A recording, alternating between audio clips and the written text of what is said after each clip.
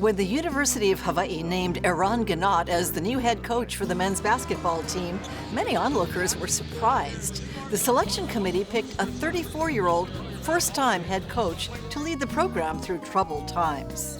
Eran Ganot, next on Long Story Short. One-on-one, engaging conversations with some of Hawaii's most intriguing people. Long Story Short with Leslie Wilcox. Aloha mai kako, I'm Leslie Wilcox. When you sit down and talk with Eran Ganot, you don't think investment banker. But Ganot studied economics at one of the most highly regarded liberal arts colleges in the country and had offers he seriously considered. But while he likes business and economics, when he talks about basketball and coaching, he uses words like passion, work ethic, perspective, and balance, values he stresses with his players, whom he refers to as his extended family, values he learned from his own strong family unit, growing up in a blue-collar northern New Jersey community. Where did you grow up? Where did your earliest formative experiences take place? Well, I mean, when you're really young, I was born in Philly, grew up in Jersey, so Philly, really too young to remember a lot of the experience there, but moved to Bergenfield, I remember, and then to Tenafly, I think, when I was 6, and basically, so those were my formative years. And what's Tenafly like as a town to live in? It's a suburbs about 15, 20 minutes from New York City. Really kind of a low-key community, really good people. Got, one of those communities where everybody kind of knows each other and have been there for a long time, so it was a great place to grow up. An older sister, younger sister, twin brother. Great family, friends I got to grow up with from elementary school to junior high to high school. I kind of like that, and I think you can see that even in my coaching career, not really bouncing around too much. So It was a place with a really loving atmosphere, a blue-collar town, but people who really cared about each other. Both of your parents were immigrants, one from Romania, one from Israel. So my dad actually was born in Romania and grew up in Brooklyn, and my mom was born and raised in Israel. And I believe I've heard that 3 of your grandparents were Holocaust survivors. Yep. We were born in 1981, and my grandfather, one of my grandfathers on my mom's side, her father, passed that year. So I never had much interaction with him, obviously. And then our other 3 grandparents were alive, not now, but for most of our upbringing and when we were in Tenafly, and just to hear some of those stories when you're growing up, you remember those. Any idea about why these 3 people in your family survived? The grit and toughness you have to go through that, to survive, and 2, the constant fear of what was going on, seeing things happen to your friends and family. I can't imagine it. It's unfathomable, and the atrocities that were going on at that time. But whether you're hearing it from 3 family members or reading about it or studying it, it's pretty powerful. You're growing up in this suburb, and but it's not a placid place for you and your brother, because you are tough competitors and you're always doing sports. Well, you hear stories all the time about siblings battling each other, and think about what it's like for twins. So same year, same teams, we played every sport, and my kids, it added to the competitive spirit and handling, you're going to win or lose every other day in every other sport. And I think our parents did a great job. And, when you're going through just growing up, and you're competing in everything. I talk about that with our team, achievers, in the court, on the court, off the court, in the classroom, You mean you would lose to your brother, you would win over your brother, and so, but the relationship, was that paramount, or was it the competition? Oh no, when you're younger, it's about winning or losing. Yeah, as you get older, the relationship becomes more important. I mean, I think we pushed each other, obviously, but we competed in everything, not just sports. And our parents were really good about, and we were, I'd like to say coachable, but if we wanted to play sports, and we couldn't do that unless our grades were good. So guess what? If you hear that and you want to go play sports, your grades are going to be pretty good, and you're going to get your homework done. I mean, you didn't whine and try to get out of it and have early, excuses? But we weren't going to win that battle. Your parents were not buying any of that? No, and they were good on that, and created the habits of managing your time, having good priorities. To be honest, smart wins. Our parents were really good about understanding the big picture. What sports did you and your twin brother play?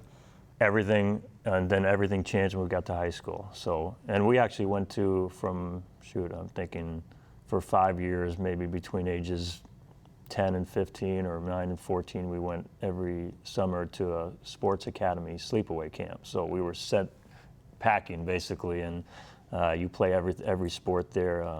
So we played everything, and then, the good thing about growing up in the East Coast, you have the seasons. It snows in New Jersey. What did 2 you do feet then? a lot. Well, we played tackle basketball and tackle football in the snow. So, and we shoveled a lot of snow driveways to make some extra money. So, but you knew, in the winter it was basketball, in the spring it was baseball, in the fall it was soccer, and but then when we got to high school, we started to target, and I encourage that, by the way. I think every kid should play every sport. It tackles different parts of your body. It's different kind of team chemistry, and then you got to find what you gravitate towards. And eventually became clear when we got to high school, it was basketball. What about your sisters? Did they play too? They did, and it's funny, we have a pretty big gap. I mean, my sister was born in 1974. We were born in 81, and my younger sister was 1990. So there was some separation. When we left the house for college at 17, my younger sister was just kind of jumping into sports. So they weren't as sports motivated. They were just as competitive in different ways. It sounds like it would be hard to be as motivated as you two were in sports, but they were competitive in what ways? Well, I just think there's some people sometimes think if you play sports, you're competitive. But I think if you're aggressive in the classroom, if you're, those guys, they did a great job. One went to Boston University, one went to American University, and now they're different. One's still in the East Coast, New York. Danielle, my younger sister, Betty's, doing a great job raising her family of 3 kids in Calabasas. So I just think competitiveness is just the way they attack life. It's not just about basketball and baseball. But you can overdo competitiveness too, right? Or do you think you can? No, I think you can. That's why I was talking about the balance. I mean, you have to, I said this about, can you find the balance between, I do this a lot with our team, but between working your tail off and compete and enjoying the journey. Does that make sense? And every year, the great things we talk with our staff and people I'm close with, and you're always working on your philosophy, and you can't have one without the other. Life's too short. You can't be good at anything if you're not happy. And you're not going to be happy if you're not doing what you love, where you love, with people you love. And finding what one loves is often a very difficult thing. A lot of people don't find it for many, many years. Yeah, and you could see there's stress involved with that. We have guys who come to us at 18 to 22, and then they leave for whatever it is next in their. Our job is to prepare them for the next step. But I think people rush into things, and look, I was fortunate. I feel like I knew what I wanted to do. And you hear stories about people trying to find that similar passion, but it's got to be natural, it's got to be genuine. Like my brother is in a different line of work than me. He's in fashion design. He's got his own clothing company, and he didn't really find that till maybe 5 or 8 years, whatever, after I found I wanted to coach. So you went from being a jock to a fashion designer. Yes, we're on different spectrums. We're a little different personalities, very equally competitive, and obviously similar values, but. And he says he's better than you at sports, right? Yeah, well, he always says, too, you got to respect the older brother. He's 9 minutes older than me. I mean, that's a little out of hand. Even that's competitive. No question. But I just think, people shouldn't rush into finding that passion. Like explore. Like, if you have it, great, chase it, go through with it. If you don't, find it and take your time. But I think when people rush into doing something, that creates that unhappiness, and you're just not going to be good at anything if you don't find a passion. So if I tell people anything, find your passion and attack it. Eran Ganot played high school basketball for 4 years and was recruited by Swarthmore, a college outside of Philadelphia. A nagging back injury suffered during his high school career continued to bother him in college. Today he speaks from experience when he warns players about playing through the pain. And I remember walking into the training room, and my college coach and our trainer were sitting there and going, we think something's going on. And that was the first time I failed the physical because of the back. And he had told me that. We met after, and that was a hard time for me. It was actually the only time I missed a practice, I think, coaching or playing, because I couldn't practice, and it was too hard for me to go to practice. I couldn't practice in. So emotionally or emotionally, physically? I just didn't know. I was kind of lost for a stretch there because it was something you're so passionate to take. And you worked so hard too, and you loved it so much. I loved it. Not just the game, being around the team. I mean, I can talk a lot about why I play the game and why I coach the game, but when it happened, it was a difficult time for me, but something that helped me grow as a person. I remember sitting in his office, and he was talking to me think about talking about as a junior, as much as I love what I do now, but my coach, who was great, telling me, hey, maybe we should think about a coaching career. I'm like, wait a minute, I got 1 more year.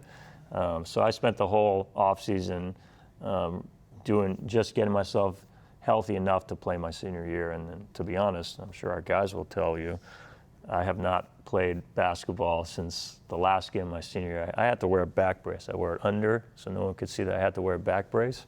Think about running around with a back brace. And then my senior year, last game, I threw that in the trash, and that's been it for me. And yet, when you went to college, you chose to major in economics at Swarthmore.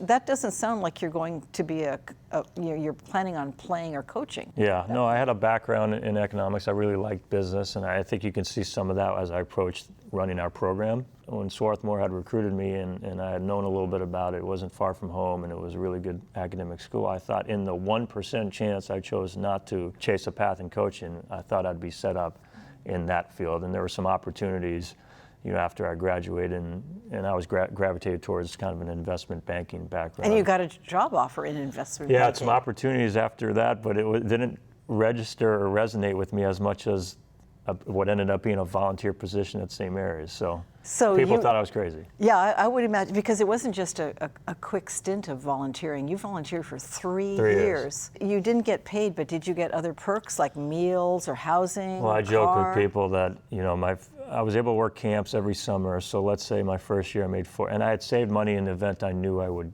if I was going to get an opportunity, it might be something where I'd have to really toughen up for a couple of years to make it work. But really worked hard during that stretch, made some money in camps. Eventually one year I was able to teach a basketball class on the side, and the cafeteria folks, who maybe they felt bad for me, let me come in for some meals and just to make it through. Remember, back then I didn't have a family. I was just very pleased and appreciative of the opportunity. I was going to do everything I can to hang in. It became tougher each year, especially my third year, but some of the coaches there helped me kind of hang in there, and then eventually got a couple breaks. Were you hoping every year they'd offer you a paying job?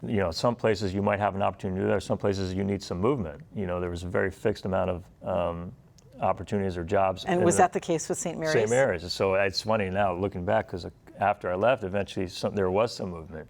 But in the meantime, I looked at it as a great apprenticeship for me, learning from a great coach. We worked with some great coaches. I mean, a couple of the coaches I worked with then are now Division I head coaches, and those guys started off as volunteers as well. So I don't know if they did it for 3 years, but it's just the way it played out. And then I got And you were self-financing too. I mean, that's got to be hard. Working extra so that you could work for free. Yes, and it's weird as it sounds, looking back, and loved every bit of it. The amount I was learning and the what was going on with our program, and I just think at the end of the day, it satisfies the passion. And one of my other passions is learning and growing, and I was doing that. So the Bay Area was great, and just looking forward to the next break. And then I got my next one with Hawaii. How did it change? Well, I got an opportunity with Riley Wallace. And so that was my first part-time paying job. I think it was, at the time, that position, which is now full-time, was a casual hire. I think it was maybe $15,000 or $20,000. So now you're living in expensive Hawaii, and you're getting paid, but not much. No, but compared to what it was, I thought I was a millionaire. So, I mean, I go from New Jersey and Randy Bennett hires me over the phone. So, and I actually St. Mary's. Yeah, at St. Mary's. So I just fly over to the Bay, he picks me up. And then it's funny is then 3 years later, I fly over to have a conversation with Coach Wallace, and he picks me up from the airport. So I didn't know, that was 2006. I didn't know it would lead to what it would, but I was excited about the opportunity to work for Coach Wallace, who had a lot of respect for from afar. I knew there was potential for it to be his last year. So what an opportunity, and a guy who's a huge mentor for me in my life. It's all about timing, but if it was a year later, it might not have happened with Hawaii, and certainly not with Coach Wallace. So I'm very appreciative. I think people should make their decisions, like I told you earlier, about passion, which it was satisfying my passion, but also about people. So I got spoiled. You could get a higher paying job in a better situation maybe with the wrong people. That's why I said you got to do what you love, where you love, with people you love. I got all three. Maybe it didn't satisfy things from a financial standpoint, and I was just trying to hang in. There were some rough days, but I couldn't have asked for a better start, and the people I got to meet and know and learn from, it was awesome. Eran Ganot spent 4 years on Hawaii's staff under head coaches Riley Wallace and Bob Nash. Then he got the call from his mentor at St. Mary's, Randy Bennett. Ganot would return to the Bay Area and spend the next 4 years as an assistant coach before moving up to associate head coach for the St. Mary's Gales. 12 years of hard work absorbing all he could learn about coaching Division I college basketball. But was Eran Ganot ready to take on a challenge even the most experienced would avoid? Was he willing to head up a troubled college basketball program that didn't even know yet how much trouble it was in? But even when you got a great opportunity, which was you were offered the head coaching job of the UH basketball team, I mean, it came with a lot of darkness around it. Yeah. The NCAA violations, you were the third head coach in 2 years, Right. and there were looming sanctions. And I may be wrong about this, but I thought many of the players really liked the interim coach because he'd been with them through a lot. It was, I called it like the perfect storm. First, you wanted to get a crack at getting into coaching and seeing, can I do this? And then as it became clear and as I got better and better that, yeah, and then it became clear that, you know, one day you're in this to run your own program. And people always ask me, and I said this at the press conference, your dream job, and I just said, I'm not throwing out, and then it goes back to the investment in the sense of family and relationships. I'm not gonna throw out random schools. Like, I think your dream job to me was a place I coached or played before. And it became more clear that Hawaii resonated the most with me in my heart.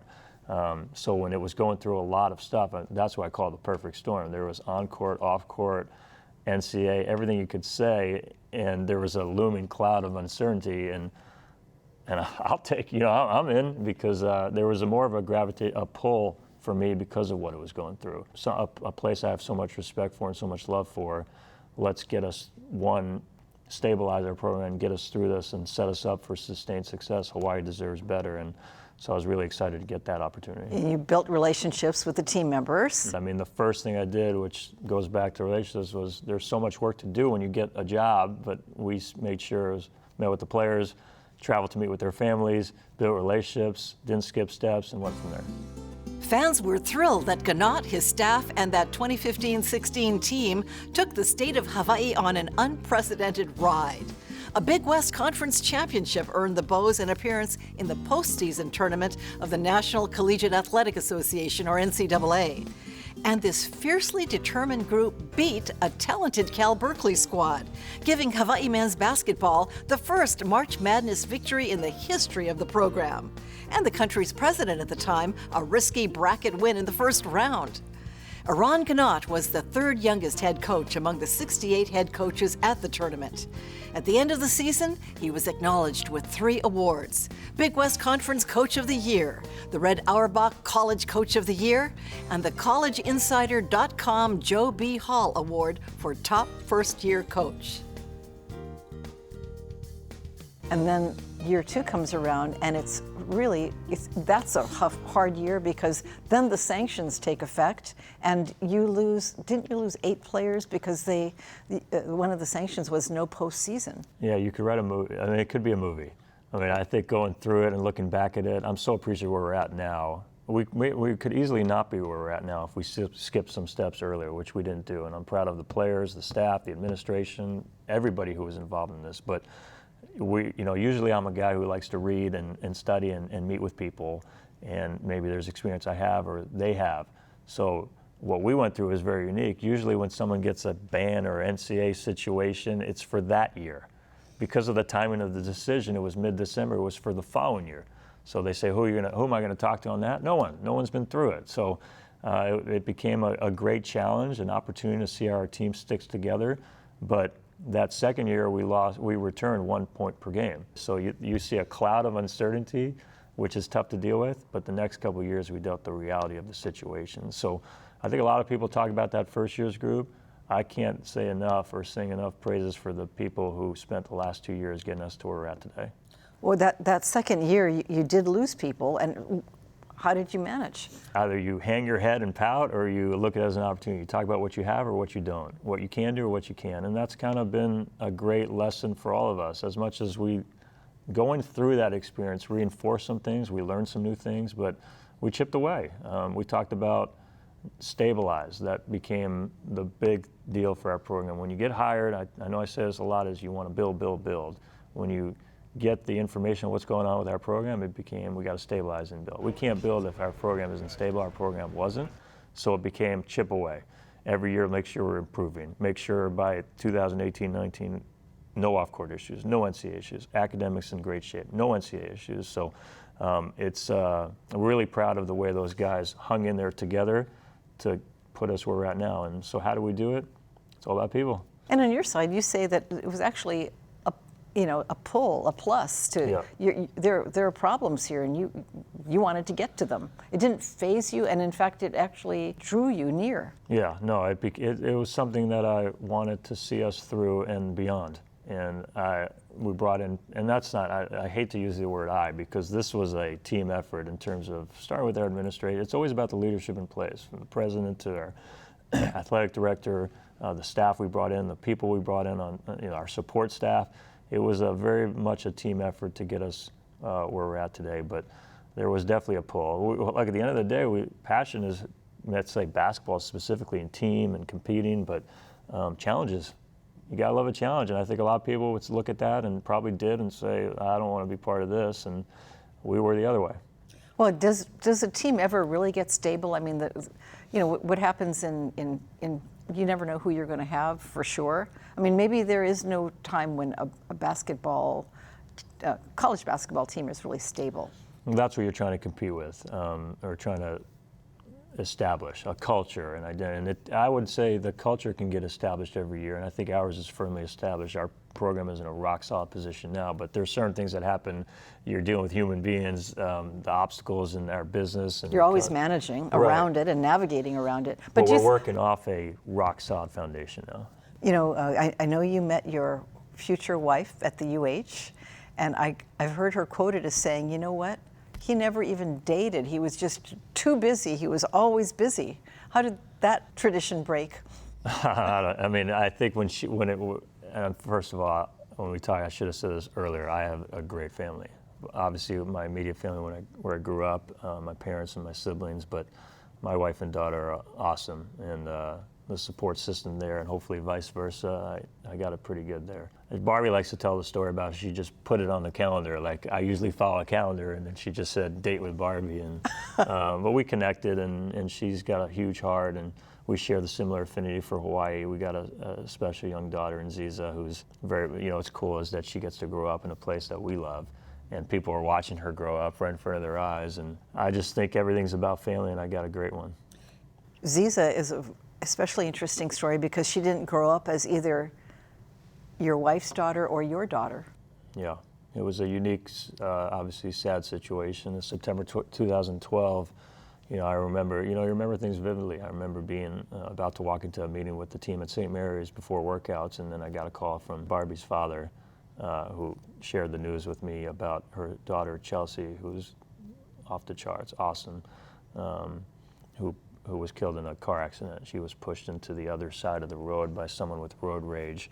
And so he shared that with me, and obviously that's a devastating news, but he also shared it with me so I could go home and see Barbie and be there when she heard the news. And Chelsea's daughter, who was 18 months at the time, was Ziza. 18 months. Yeah, and so the only fortunate thing in such a tough situation, a really sad situation, is that Ziza wasn't in the car.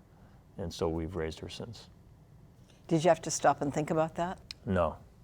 I mean, Chelsea would visit here and there, and Ziza was in the baby carriage, and she obviously was not as active when you're that young, but you don't expect certain things like that to happen. First it was, let's make sure Barbie and the family are okay, and what can we do? And I remember Barbie bringing that up, or that conversation. It was, hey, let's go, and Ziza's very much our daughter. And she's very, one of the unique things looking back is how, whether it was St. Mary's or here, that people in the community stepped up. She gained, obviously, Barbie and myself, but usually you have 15 or 16 players. She gained 15 brothers, older brothers. And if you come to watch our program now, or at a game or at a function or whatever, and this is for my daughter, this is for our coaches' kids, from our assistants, they're immersed with the program. So we have intelligent young men on our team that are highly caring and very much understand the family aspect. Because the Hawaii experience is very unique. And this is the credit to how special Hawaii is. If you can feel like you're at home 5,000 miles from where you grew up, it's pretty special. And when I come in here, I think my first time I came here in 2006 as a 24-year-old, lost and confused and just trying to find his way. The great people in Hawaii usually do. lend a hand. And so it started from there, and that's why I'm so happy to be here now. That's why I'm so happy to have our players here, to have my daughter grow up here. It's special. When we sat down for this conversation, it was the fall of 2018, and Eran Ganot was looking forward to his 4th season as head coach of UH men's basketball. After 3 seasons, his teams posted 59 wins and 35 losses, with 2 out of 3 winning seasons. UH extended his contract through the 2023 season. And that troubled program, mired in controversy, stabilized under the leadership of the young first-time head coach, who told us one of the reasons he took the job was because the program was in trouble. We thank Eran Ganot for his time. You'll find more of this conversation in our Long Story Short archives at pbshawaii.org. Mahalo nui for joining us. I'm Leslie Wilcox for Long Story Short and PBS Hawaii. Aloha nui. For audio and written transcripts of all episodes of Long Story Short with Leslie Wilcox, visit pbshawaii.org. To download free podcasts of Long Story Short with Leslie Wilcox, go to the Apple iTunes Store or visit pbshawaii.org. I was fortunate enough to be involved with Positive Coaches Alliance. We spoke to the parents one day, and they asked me for advice, and I say this to the parent, like I'll tell the player with the parents there, hey, your job is we coach you, we don't coach your parents. There's great communication with us and our parents, but not in terms of the playing time and things like that. For the parents, I advised the group I was speaking to, sit back, relax, and enjoy the game. We have enough coaches. You know, and I think there's a balance there, because I think there's a lot of, they're awesome parents. They want their kids to do so well. We do too. But what's happening is it's a little bit more pressure on the kids, and we got to remind them that we're playing for the love of the game, and that's a critical age where let them struggle through some things, let them, don't let them be accountable, let them fight through moments, fight through adversity, let them have fun, because and that doesn't change whether you're at that age or for us, because that's something you got to remind yourself of. Is you gotta, like I said, work your tail off and enjoy the journey, have fun, and I think we gotta have that in better balance.